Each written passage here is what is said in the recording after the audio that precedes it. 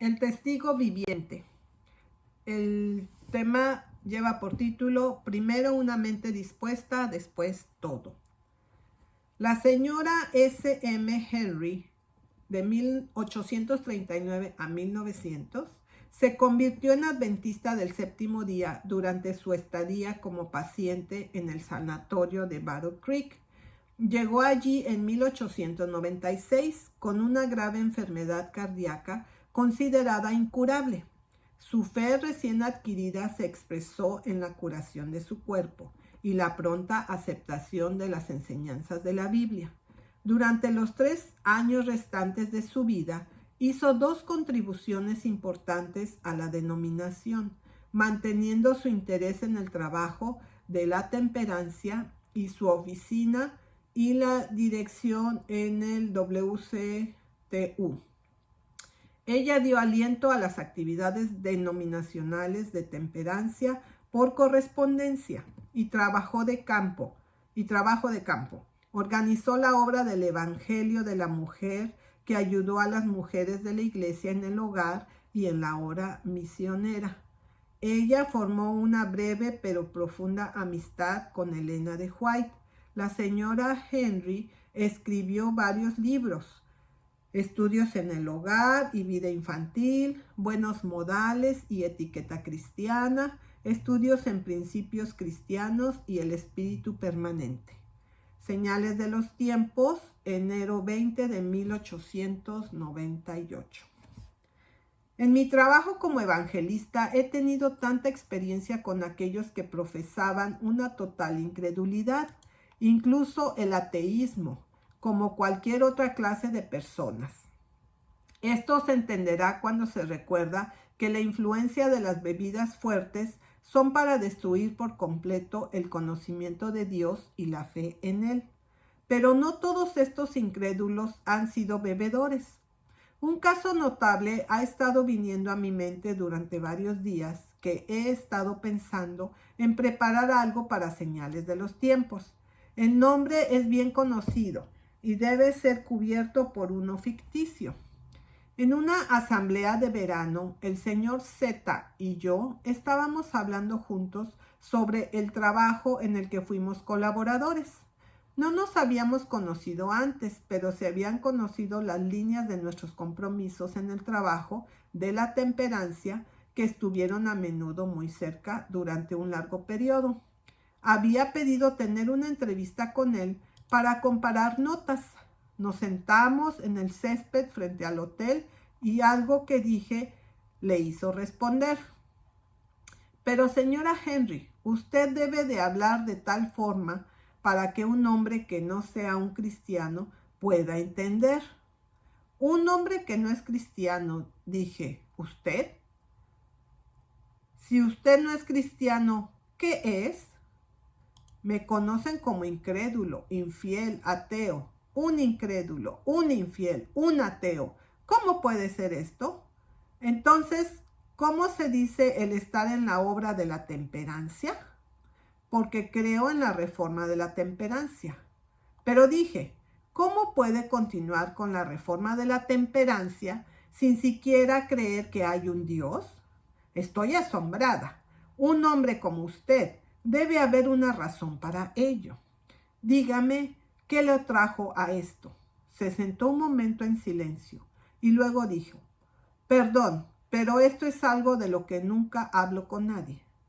Tengo demasiado respeto por mi esposa y sus convicciones como para hablar contra todo lo que es sagrado para ella. Entonces, si dijera algo al respecto, ¿sería en contra? Me miró a la cara con seriedad, pero no respondió. Entiendo, dije. No creo que pueda continuar esta conversación sobre el trabajo. Estoy demasiado herida.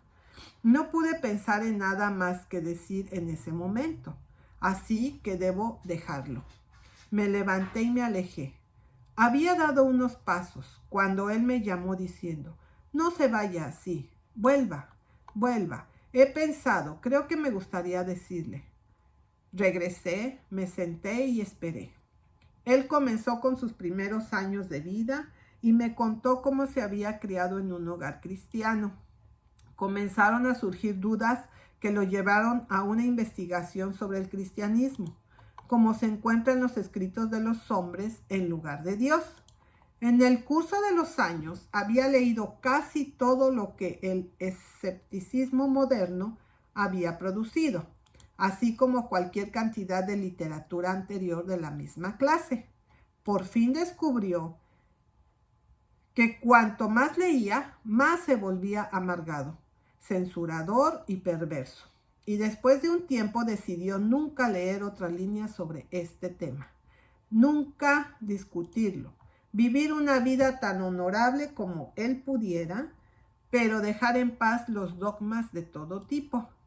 Como consecuencia de estas investigaciones, la fe con la que él comenzó había dado lugar a una incredulidad absoluta. Él dijo: concedo que si hay un Dios, el esquema cristiano es la única salida. Pero no puedo encontrar ninguna evidencia en ninguna parte que hay un Dios personal. No puedo concebir una persona incorpórea, y dado que un espíritu en un cuerpo no puede ser omnipotente ni omnipresente, como los cristianos creen que es Dios, todo el tema es tan imposible, tan oscuro por la incertidumbre y la duda, y sin embargo tan peculiar en sus relaciones con el hombre, que, como he dicho antes, debo negarme como regla a discutirlo. Pero ahora, si tiene usted algo que decirme, me alegraría escucharlo, ya que ahora usted sabe lo peor. Respondí: no puedo pensar en entrar en discusión. El argumento nunca llegará a su caso. La única cosa que puedo traerle sobre este asunto es mi testimonio personal. Usted es abogado. Si tuviera un caso en el tribunal sobre hechos que yo conociera y que serían ventajosos para usted, ¿estaría dispuesto a aceptarme como testigo? Yo debería, sin duda, dijo. Muy bien. Entonces, el punto de testimonio que tengo, que ante todo le traigo, es esto. Yo sé que hay un Dios, un ser quien es mi Padre. Lo conozco. Él me cuidó toda mi vida y se dio a conocer a mí, de modo que no me ha dejado lugar para dudar. Pero, comenzó apresuradamente, ese es el punto. Lo interrumpí. Pero por favor, recuerde que soy el testigo. No le estoy contando rumores. Simplemente estoy diciendo lo que yo sé. ¿Cree que es justo interrumpirme en el curso de mi testimonio hasta que transgreda la ley del testimonio? El hecho de que usted no sabe que hay un Dios es evidencia de que no hay Dios. ¿No es posible que yo conozca a alguien a quien usted no conoce? Si yo viniera a usted y le dijera que en mi reciente viaje a Filadelfia conocí a un hombre que le conocía a usted y le mandaba un mensaje a través de mí, ¿qué haría usted? Debería esperar el mensaje. Sí, no consideraría honorable incluso si nunca hubiera oído hablar de él antes de decir: no creo que haya una persona que me haya enviado un mensaje. No, estoy avergonzado de mí mismo. Pido disculpas, dijo. El hecho de que no sepa que hay un Dios no es prueba de que no existe. Nunca seré culpable de tal acto indecoroso de nuevo. Entonces, puedo continuar con mi testimonio. No solo sé que hay un Dios, pero ahora sé que le ha enviado un mensaje a través de mí. Su deseo y propósito es hacer que usted se convierta en familia de Él. Sin embargo, Él no ha hecho posible para que se lo presente. Se ha reservado ese derecho para Él mismo. Solo hay una forma por la cual Él se da a conocer, pero debe de obtener el consentimiento de usted a fin de que pueda convertirse en familiar de Él. Pero, dijo mi amigo, sé lo que usted me va a pedir hacer. Me va a pedir que ore y yo no puedo orar. Su Dios no me escucharía si lo hiciera, de acuerdo con las declaraciones de su propia Biblia que tiene en su mano, porque ese libro dice: si venimos a Dios debemos creer que Él es y que Él es el galardonador de los que le buscan diligentemente. Y yo no creo en ninguno de los dos. así que estoy completamente excluido. No, estás completamente equivocado. El punto de partida no es fe. Debe de haber fe antes de que puedas agradarle, pero el punto de partida es aún más abajo, justo donde el hombre de quien toda fe en Dios parece haber sido enteramente destruida puede alcanzarlo.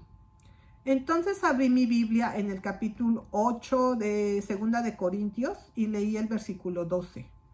Porque si primero hay la voluntad dispuesta, será acepta según lo que uno tiene, no según lo que no tiene. Este es el punto de partida. Lo único que se requiere es la voluntad de ser enseñado, un honesto corazón dispuesto. Con una sonrisa dijo: me he preguntado antes si su Biblia no era un poco diferente de la copia ordinaria. Pero en serio, incluso en esos términos no encuentro ningún motivo para la fe. Solo hay una cosa que resolver, dije. ¿Es usted un hombre honesto? Me echó una mirada rápida y de repente se dejó caer contra el brazo del rústico asiento en el que estaba sentado y cerró los ojos. Su rostro se puso mortalmente pálido.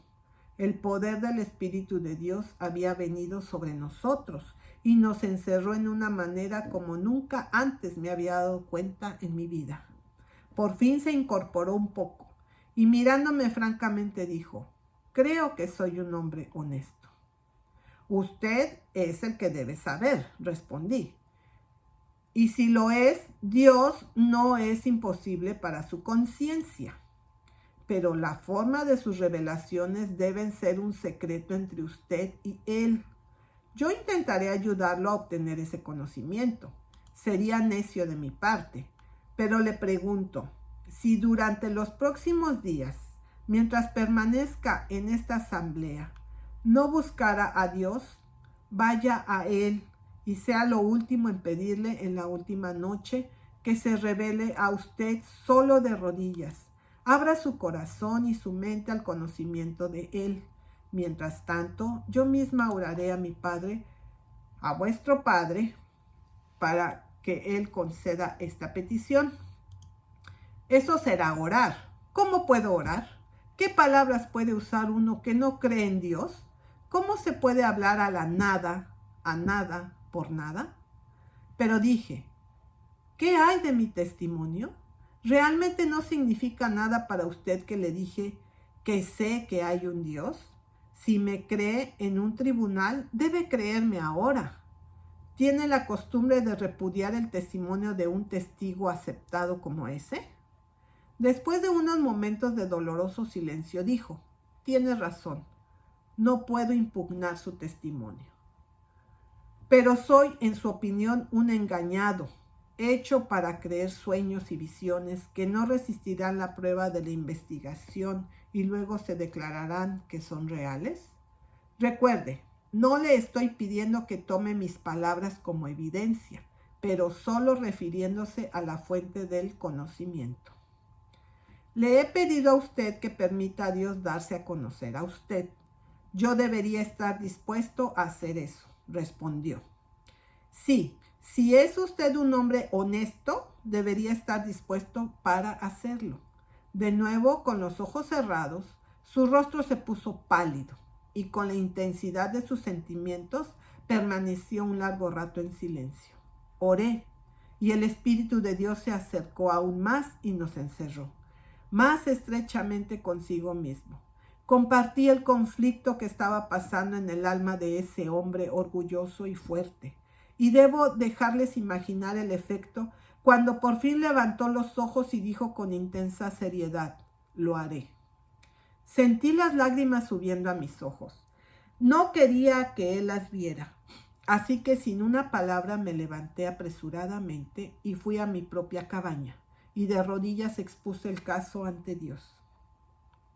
Antes de dejar el asunto para seguir mi trabajo habitual, fui a la oficina central y lo puse delante de aquellos que quisieran tener un profundo interés en él. Y yo, como pudiera, seguramente me uniría a la oración por la respuesta de Dios a esta alma. y desde ese momento hubo una respiración constante de oración por él mientras se movía entre sus compañeros de trabajo. No volvimos a vernos hasta el lunes por la noche, cuando se anunció que él hablaría sobre la prohibición en el gran pabellón del terreno de la asamblea. Pero cuando empezó a hablar, parecía haberse olvidado de sí mismo y de su tema, y en lugar de hablar de prohibición, nos dio el más elocuente y hermoso discurso sobre el Evangelio de nuestro Señor Jesucristo, manifestado en la reforma de la templanza que jamás he escuchado. Al final se acercó directamente a mí y me dijo: ¿cree usted que dije la verdad esta noche? Eso depende, fue mi respuesta. Bueno, debo verla antes de irme, dijo. A la hora acordada lo encontré esperando. Él empezó de una vez diciendo: el tiempo es corto para todo lo que tengo que decir. Cumplí la promesa que le hice. Tenía la intención de mantenerla cuando lo hice. Recibí mi respuesta, lo sé. Y ahora, si no me convierto en cristiano, no será porque tenga alguna duda para retroceder. Si no se convierte en cristiano, ¿es entonces una pregunta abierta después de eso? Si todavía es una cuestión por resolver, debo decirle acerca de esto. Subí a mi habitación esa primera noche y me arrodillé como lo prometí. No pude formar palabras de oración. Intenté pensar en una oración, traté de decir las palabras que me dio usted, pero parecía que no podía tomarlas. Y me quedé en silencio de rodillas.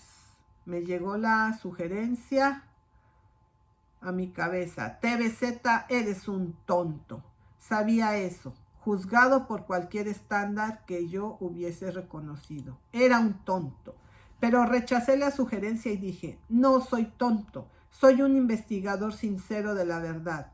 Luego, no sé cómo decirle, fue muy extraño, pero todo mi corazón se encontró en un llanto ferviente después de una revelación de ese Dios de quien me había usted hablado como su padre y mi padre, y por el mensaje que tenía para mí. No pronuncié ninguna oración vocal, fue solo un llanto interno.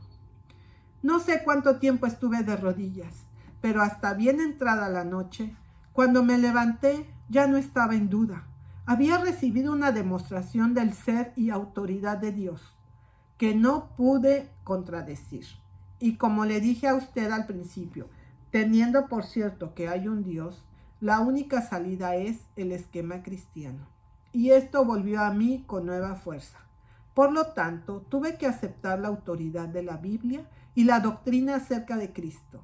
No había otra salida para ello, y las dudas bajo las que solía esconderme habían sido barridas. Ya no tengo tal refugio. La única pregunta ahora es: ¿qué debo hacer con la verdad tal como me ha sido revelada? Me gustaría saber qué tipo de hombre es usted, le dije, con un sentimiento de indignado asombro. Usted le lanzó un desafío a Jehová. Él lo aceptó porque usted es su hijo, y él se le reveló en la grandeza de su verdad.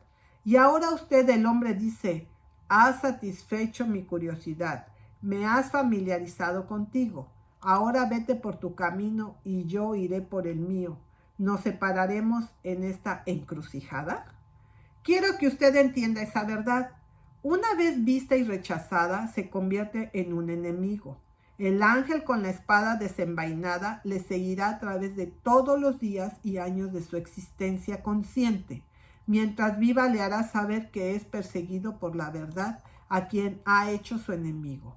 ¿Puedes permitirlo? De nuevo se acomodó en el brazo de su asiento y allí comenzó una lucha que estaba escrita en cada característica de su expresivo rostro. Luego reveló las dificultades que lo rodearían por todas partes si llegaba a ser cristiano. Su reputación sufriría. Haría enemigos acérrimos que serían capaces de persuadirlo con desastrosos resultados. Él dijo: ¿cómo puedo ante estas cosas convertirme en cristiano? ¿Cómo puede?, le pregunté. Frente a la revelación que ha llegado a usted, ¿negar aceptar la verdad que se ha dado a conocer? Recuerde que es cuestión de enemistad de un lado o del otro. ¿A quién tendrá de enemigo? ¿Verdad? ¿La verdad de Dios o el mundo, la carne y el diablo? El Espíritu de Dios le hizo darse cuenta de la situación en toda su solemnidad, pero aún no estaba dispuesto a ceder. Y de nuevo comenzó la controversia. Fue una lucha encarnizada. Finalmente, enderezándose, levantó la cabeza y exclamó: No, no soy ese tipo de hombre. Me rindo. Un destello de luz apareció en su rostro y lágrimas como lluvia fluyó por sus mejillas. Dijo: No sé lo que está delante de mí, pero no será fácil. En unos días escuchará de mí. La cuestión está resuelta. No tengo ninguna ansiedad, pero recuerde que necesitaré de sus oraciones. No pasó mucho tiempo hasta que recibí una carta en la que decía que él estaba decidido por la gracia de Dios a combatir y mantenerse fiel.